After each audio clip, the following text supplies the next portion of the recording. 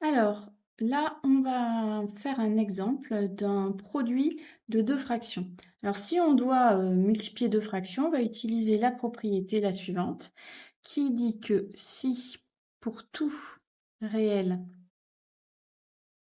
A, B, C et D, avec B différent de 0 et D différent de 0, eh bien, si j'ai A sur B fois C sur D, eh bien, en fait, alors c'est très facile, eh bien, en fait, on multiplie les numérateurs entre eux et on multiplie les dénominateurs entre eux.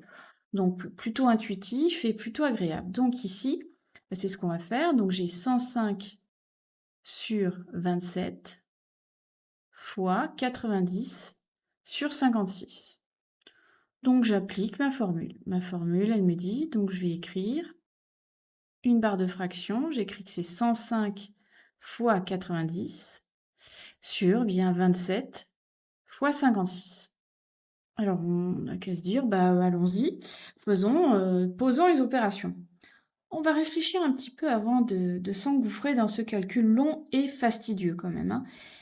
Alors on pourrait le faire, c'est pas impossible de faire 105 fois 90, mais la question c'est est-il judicieux de le faire? Alors, mettons, on va dire, bah oui, on obtient un résultat, d'accord, mais vu que on aimerait avoir la fraction. Il y a des chances que dans l'énoncé, on nous demande d'écrire la fraction la plus simplifiée possible, c'est-à-dire donner une fraction irréductible. Ça peut être très intéressant donc on devra diviser. Donc, si on doit multiplier pour diviser, pas intéressant. On va faire 2 fois du travail pénible. Donc, on va essayer de se simplifier un petit peu la vie et puis on va utiliser tout simplement les tables. Alors, ou presque. Donc, on va décomposer chacun des facteurs du numérateur et du dénominateur. 105. Alors 105, c'est dans la table de 5, ça c'est sûr. Pour savoir que c'est le nombre par lequel qui multiplié par 5 donne 105. Eh bien, je décompose. C'est 100 plus 5. 100, en fait, c'est 20 fois 5. Et 5, en fait, c'est 1 fois 5. Donc 105, c'est 20 plus 1, c'est-à-dire 21 fois 5. Ensuite, 90. Eh bien, 90, c'est 9 fois 10. 27, c'est 3 fois 9. Et 56, c'est 8 fois 7. Donc on va déjà l'écrire comme ça. Donc ça me donne quoi? J'ai B qui est égal à quoi? Alors au numérateur, j'ai donc 21 fois 5. Au 90, c'est 9 fois 10. Et au dénominateur, j'ai 9 fois 3 et 7 fois 8.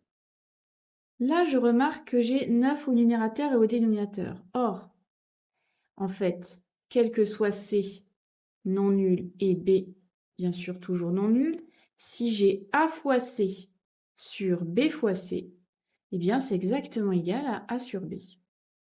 Donc là, ça veut dire que je peux simplifier par 9 en haut et en bas. Mais peut-être que je peux encore... 21, c'est dans une table, c'est la table de 3. Donc je peux l'écrire comme 3 fois 7. 5, je réécris tel quel. 10, je peux aussi l'écrire comme 2 fois 5. Allez, je détaille. Au dénominateur, j'ai 3, j'ai 7 et 8, c'est aussi dans la table de 2, c'est 2 fois 4. De la même façon, je peux simplifier par 3, je peux simplifier par 7, 5 non, mais je peux simplifier par 2. Au final, il me reste au numérateur 5 fois 5, ce qui nous fait 25, et au dénominateur 4. On ne peut plus simplifier. Nous avons obtenu une fraction irréductible.